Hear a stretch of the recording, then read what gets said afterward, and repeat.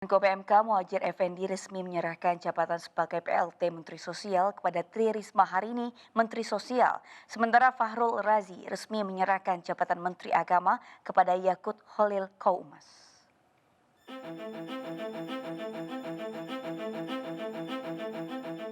Tri Risma hari ini resmi bertugas sebagai Menteri Sosial baru menggantikan Juliari Batubara yang tersandung kasus korupsi Bansos penanganan COVID-19. Sertijab dihadiri Menko PMK Muhadjir Effendi selaku PLT Menteri Sosial. Usai sertijab, Menteri Sosial Tri Risma hari ini kembali menegaskan terkait penyaluran dana Bansos pandemi COVID-19. Dirinya juga berupaya untuk memperbaiki penyaluran dana Bansos dengan pemutakhiran data.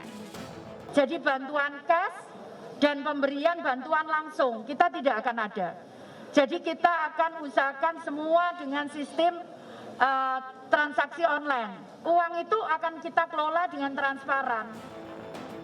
Menteri baru lainnya Sandiaga Salahuddin Uno langsung melakukan serah terima jabatan dengan Menteri Pariwisata dan Ekonomi Kreatif sebelumnya Wisnutama di Gedung Sabta Pesona Kementerian Pariwisata dan Ekonomi Kreatif.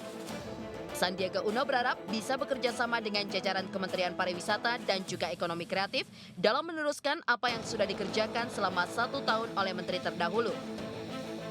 Kita akan all out, rumuskan dan kita akan gerak cepat. Gercep, kita nggak punya waktu banyak. Dan tahun ke depan ini tentunya kita mengamati situasi COVID dari aspek kesehatannya kita betul harus berhati-hati. Muhammad Lutfi resmi dilantik sebagai Menteri Perdagangan gantikan Agus Suparmanto. Usai dilantik di Istana Negara, Muhammad Lutfi pun langsung datang ke kantor Kementerian Perdagangan untuk serah terima jabatan dengan Agus Suparmanto. Memulihkan daya beli masyarakat di tengah pandemi COVID-19 menjadi langkah pertama Lutfi. Ekonomi kita ini, ekonomi dunia ini kan sedang melemah. Jadi kita mesti memperbaiki beberapa struktur. Terutama pertama adalah arus barang. Kita mesti memberikan, karena arus barang ini penting.